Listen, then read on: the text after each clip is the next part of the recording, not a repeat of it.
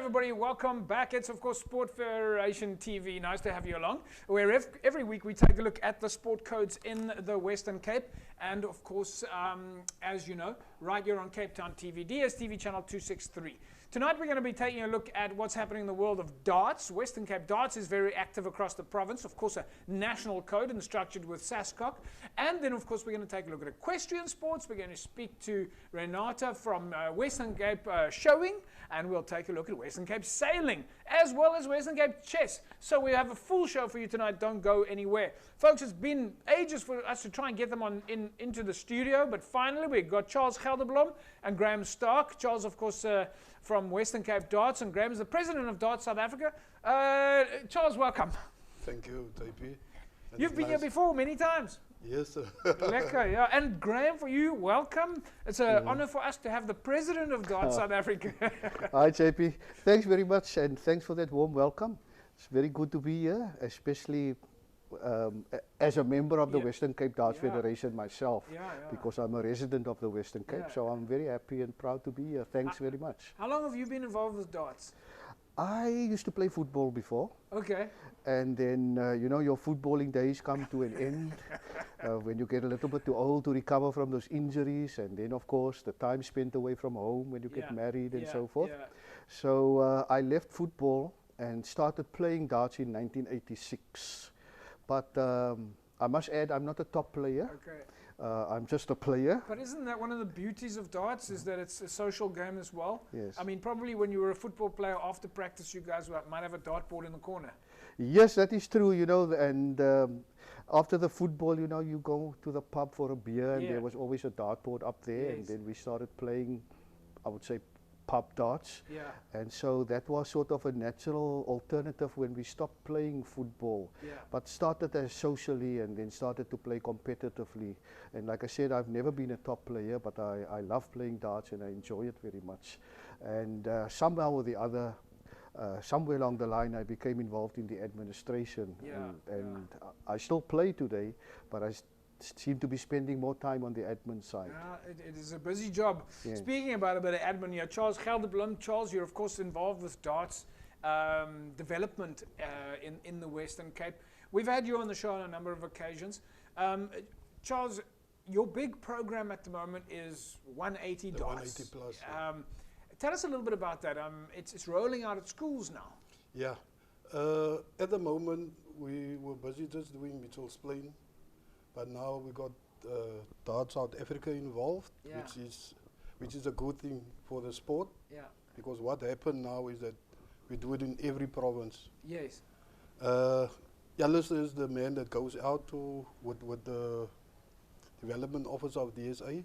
They go visit different provinces and promote the sport in schools. So let's just talk about that. So for the folks who've never seen any of your previous interview, 180 Darts is a program for schools.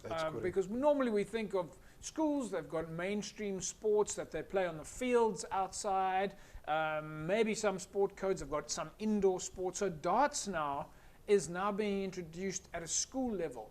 Yes. Yes, look, you got those sports guys like you, and you got the guys that want to play sports inside of a facility. Normally the guys that wears the glasses, and you think, nah.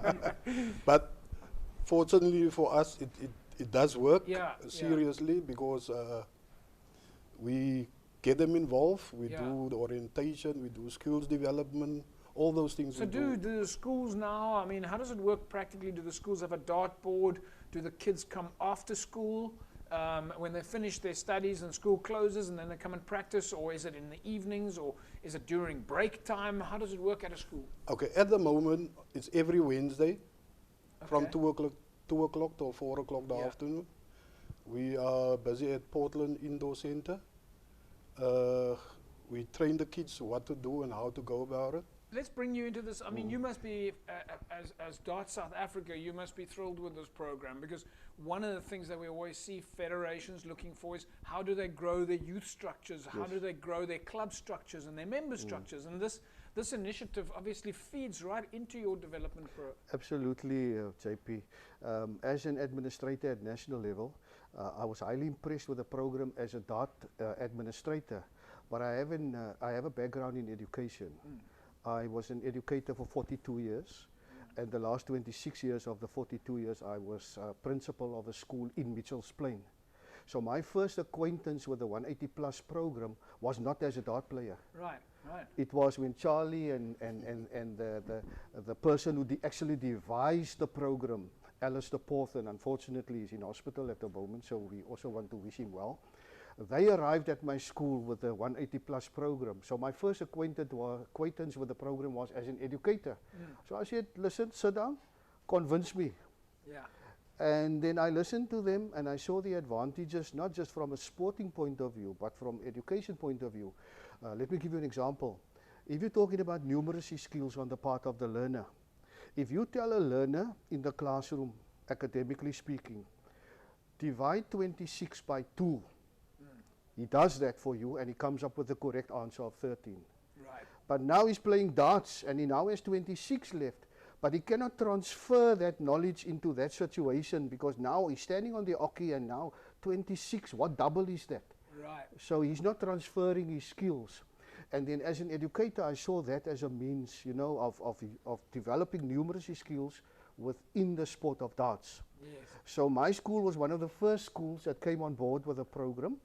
And we put up 2 dartboards at the school. It was an uphill battle at the moment, at the beginning, because you know, when learners play football, they're all running after the ball, so they're all active at the same time. Yes. But when they play darts, while you're delivering your darts, I have to sit still or stand still. So you also have an element of discipline and social interaction within a contained environment, and you have that space where it also creates for parents something that they know their children are in a safe place. Yes.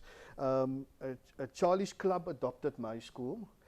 So they provided the technical expertise to the learners. Right. And on a Saturday, we would take them to a venue to play on a Saturday morning, and then the parents would come along.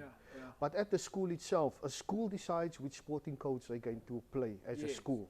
So the idea behind the 180 Plus is to convince schools to get darts as one of their codes at the schools, and then they're playing. Mitchell's Plain is a very good example where they have a very good league where they are playing now.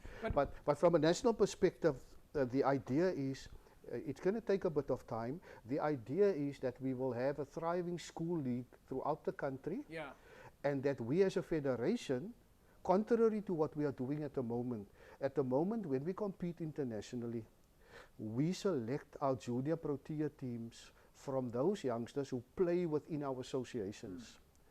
The idea is, in a few years' time, to select those junior protea teams from the schools league. Right. You see? Charles, final note. Obviously, this is a fantastic stepping stone from youth structures into club structures. That's correct. So you also have the ability to go to the school governing bodies and say, you're an official structure. You're dealing with a legitimate organization. That's I mean, correct. is that part of your plan? Is to get kids to not lose them when they finish school, but to keep them feeding into the club system? That's correct. Look, at the moment, the pre-planning took place is that I'm going to open, like in each province, academy. Right. So that is to keep the children still interested. So when they leave school, they don't have to leave darts. Yes. They can get up into the academies, and that is where we will take them forward to. So, final question, I think we've asked this many times, which is what we always ask, is if I'm out there and I want my kids to start playing darts, how do I get started? Do I go to the school, knock on the principal's door and say, have you got darts? Well, at the end of the day, in a couple of years' time, obviously we'll go there to the schools and, Mister, I want to join the sport.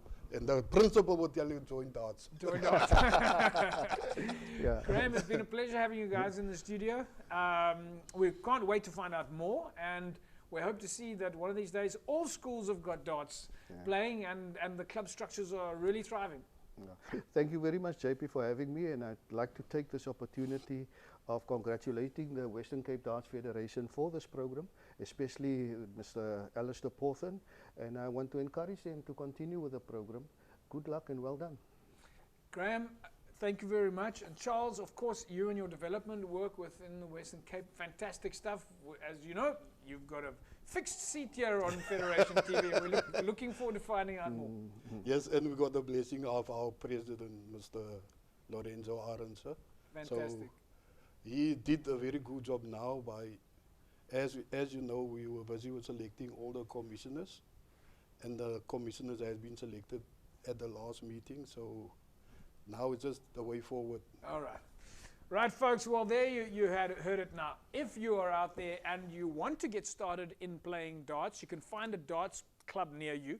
And if you want your kids to start playing darts, go and ask your local principal. They'll have to obviously speak to the school governing body, but get darts started at a school near you. Reach out to Western Cape Darts, reach out to Darts South Africa, and find out how you can get that going at your local structure. We'll take a break. When we come back from the break, we are going to be finding out what's happening in the world of equestrian sport.